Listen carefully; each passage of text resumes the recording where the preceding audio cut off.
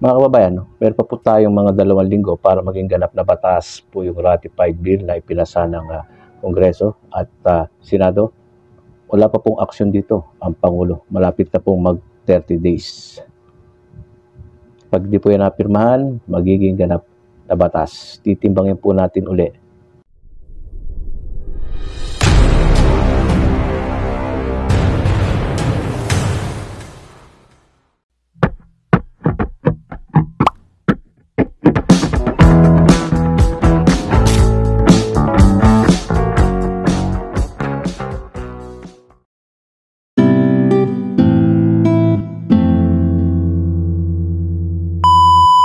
Sa mga ganito pong pagkakataon, talagang mapapaisip na rin po kayo, mga kababayan, kasi hindi pa rin pinipirmahan.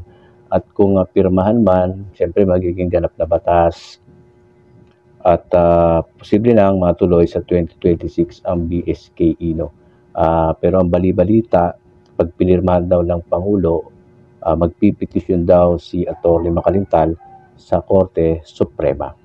Pero hindi pa rin po tayo sigurado kahit magpetisyon siya, ito ba'y mapipigilan o matutuloy pa rin sa 2026 yung BSKE at magiging ganap na po itong batas sa loob ng 30 days kung hindi pipirmahan.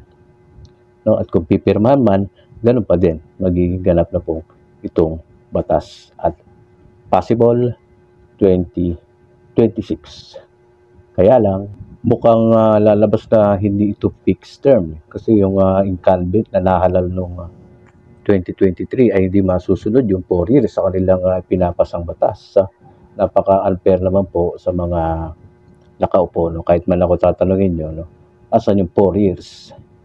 Diba? 2 years na nga lang kami tapos gumawa kayo ng batas para maging fixed term, 4 years, 3 terms. Hindi masusunod para sa mga incumbent. Unfair. Diba? Kaya marami nagsasabi na unconstitutional nga Yun din naman yung sinabi ng Korte Suprema. Unconstitutional dahil na-postponed at 2 years, napaka-unfair. Abnormally, 2 years lang at kung masusunod sa 2026, wala pa rin, naging 3 years lang sila. Diba? Kasi nag-plus 1, 23, 24, 25, 26. Naging 3 years. Magiging 3 years. Pero pinasang batas ay 4 years. Didiretso naman tayo ngayon dito sa isang sitwasyon. Halimbawa, pinirmahan na nga, naging batas. Hindi pinirmahan, naging batas. Andyan pa rin kasi ang Korte Suprema. Meron pa rin silang hawak na alas. Halimbawa, talagang nanindigan sila na yung pinasala na malilang batas ay hindi na naman naayos sa konstitusyon at nagpadala na sila ng huwag nyo ituloy yan. RTO, Temporary Restraining Order. Huwag nyo ituloy yan. At ituloy nyo pa rin yung 2025. Mangyayari yung 2025. Diba? Meron pa rin sitwasyon na hindi pa rin hawak.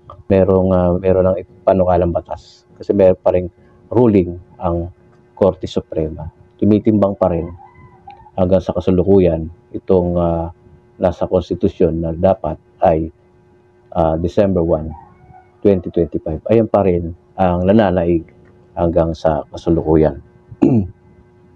Ngayon, yung nakaraan kong content na posibleng maging year 2027 kasi nga doon na dapat i-apply yung panukalang batas sa incumbent 22, 23, 24, 23, 24, 25, 26, 27 may apply na sa incumbent.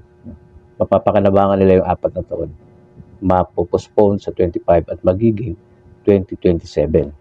Isa rin yan sa tinitingnan ko na pwedeng posibilidad lang naman, opinion ko lang naman yun Kasi nga, kanina sabi ko kung pirmahan at hindi pirmahan, magiging ganap na batas. Meron pang isang alas ang Pangulo dito Paano kung sabihin niyang, or ibito, Ibito niya or magmungkahi. Sa tingin niya ay siya ay play safe, safe move ang presidente, no? Halimbawa, sa tingin niya ay mukhang safe move ang gagawin kong mungkahin na sa 2027 na lang para yung mga nakaupo ay makilabang na doon sa 4 years na yon, pinapasa ninyong batas. Ayusin pa rin yan, siyempre, pag nagbito. No? Andun pa rin yung possible na 2027. Tapos meron naman nagsabi, 2028.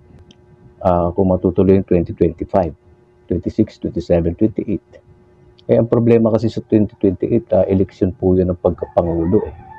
Eleksyon po yun ng mga kakandidato sa pagka-presidente. Hindi naman po yata pwedeng pagsabayin yun. Kasi ang national election ay automated, ang barangay election ay manual.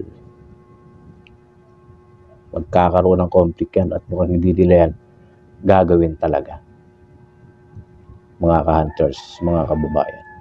So, ang tingin ko pa rin, 2025, pwede.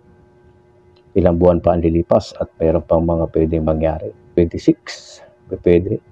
Dahil yan sinusulong, pirma na nga lang o ibibito. 2027, pwede. So, isip kayo, mga kababayan, no? Lalong-lalo yung mga nandyan sa barangay officials. No? Ako naman po ay hindi politiko. Hindi naman po. Content creator na dinidiscuss natin to para sa, siyempre kasama ako dyan eh. Magboboto ako dito sa amin eh. Diba? Ayan. Comment, share, and subscribe. Asahan ko ang inyong mga opinion dito. Yung maayos na opinion lang, no? Ayan. God bless po sa inyo lahat.